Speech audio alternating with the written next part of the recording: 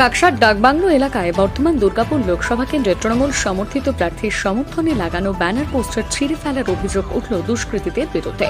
ঘটনাকে কেন্দ্র করে উত্তেজনা ছড়ালো কাকসার ডাকবাংলো এলাকায়। আজ সকালে তৃণমূল কর্মীরা লক্ষ্য করেন তৃণমূলের বেশ কিছু ব্যানার এবং পোস্টার রাতের অন্ধকারে দুষ্কৃতীরা ছিঁড়ে নিয়ে চলে যায়।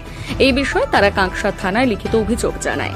স্থানীয় পঞ্চায়েত সদস্য তথা তৃণমূল নেতা হ্যাপি রাও কি জানিয়েছেন শুনিয়ে দেব।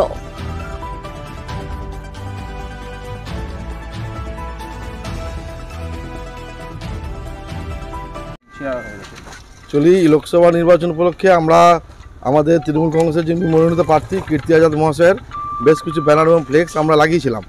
বিগত 2-1 দিন ধরে আমরা দেখছি যে ভোরবেলাতে উঠে যে অন্তত 6 থেকে 7-8টা ফ্লেক্স ছিঁড়ে ফেলে দিয়েছে বা খুলে নিয়ে চলে গেছে।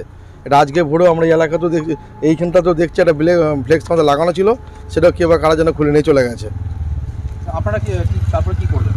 আমরা থানাতে কমপ্লেন দিয়ে এলাম যাতে এটা দ্রুত তদন্ত হোক, কে বা কারা করছে, কারা কোন দল করেছে বা কারা করেছে কিছু আমরা দল বলতে বিরোধী দল বিজেপি সিপিএম ছাড়া তো এগুলো কেউ করবে না, কারণ তারা বুঝে নিয়েছে যে এই নির্বাচনে তাদের পরাজয় নিশ্চিত।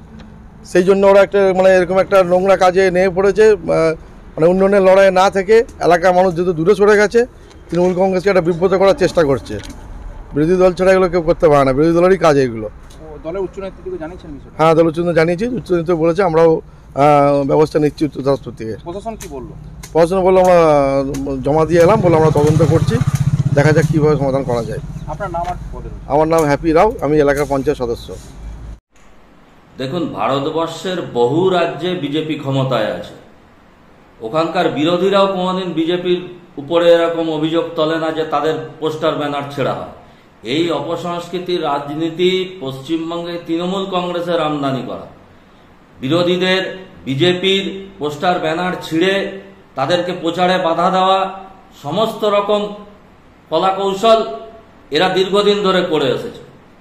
আসলে এখানে যাকে প্রার্থী করেছে তৃণমূল কংগ্রেস, তাকে নিয়ে দিকে দিকে কর্মীদের মধ্যে অসন্তোষ তৈরি হয়েছে।